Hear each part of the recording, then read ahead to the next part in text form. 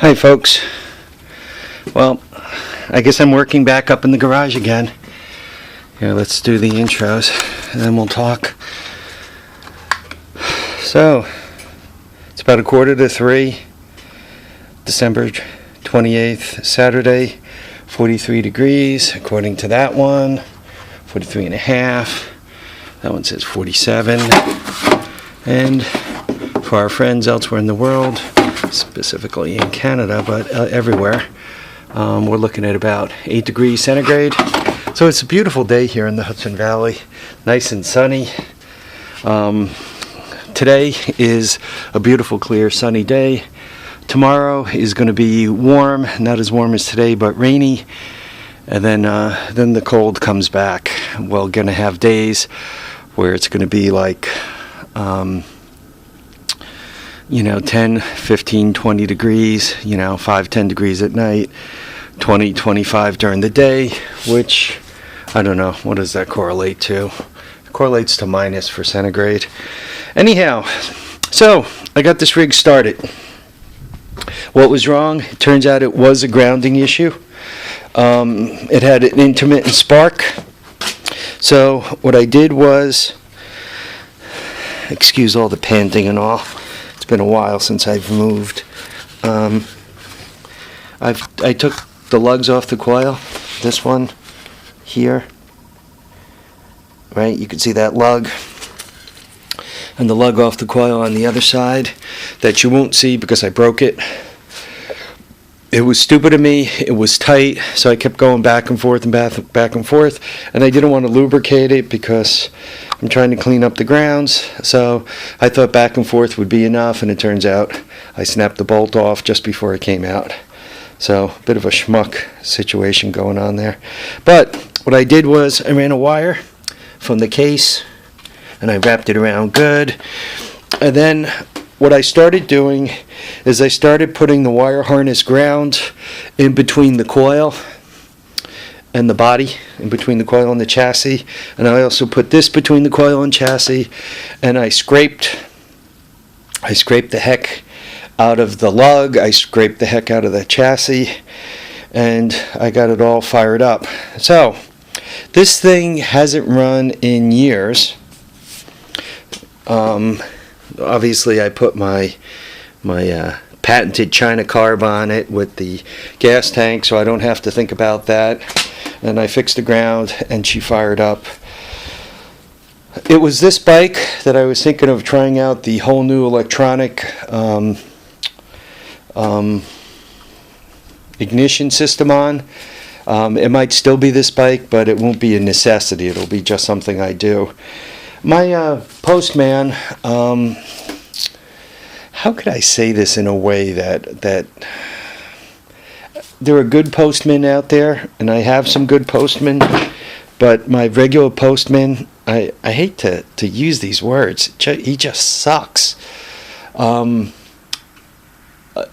package with the parts in it, the CDI stuff, came through Keene, New Jersey yesterday.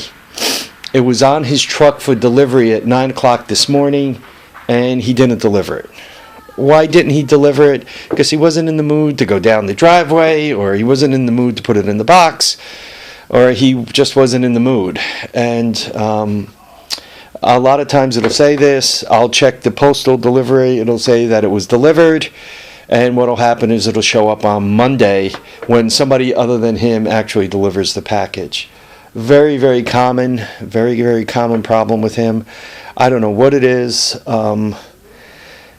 Supposedly, if I give him a tip, it'll work. But I've given him tips, and he's given me crappy postal service, so I stopped giving him tips. I mean, I don't want to reward bad behavior. The guys who did my tree trimming there, I mean, obviously they're being paid by the power company, but they did such a nice job. They were respectful.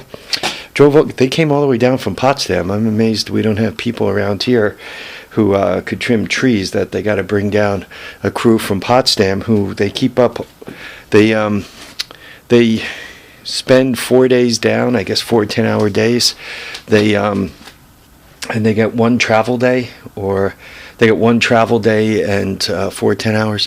From here to Potsdam is, depending on how you go and what the weather's like, you're looking at a full 6 hours. So it's, you know, if you're crazy and the roads are good, you might make it in 5.5, 5:15, but typically it's a 6-hour drive.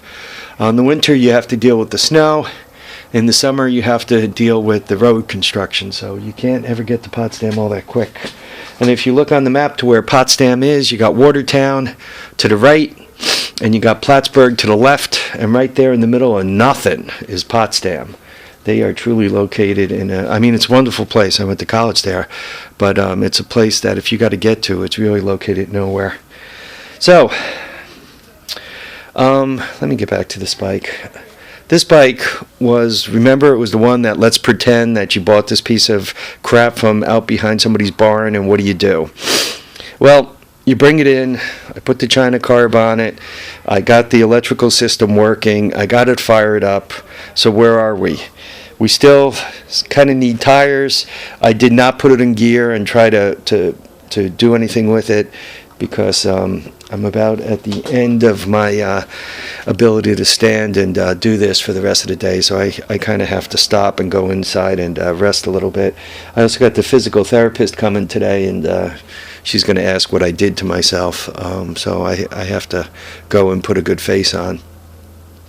My belief is, as long as I don't do anything too stupid, the little bit of exercise I get, the moving around, it'll help the flexibility, it'll help me feel better. I just have to be real careful. Anytime I feel any kind of tinge of pain or any straining, I stop immediately. Obviously, I don't want to screw this thing up.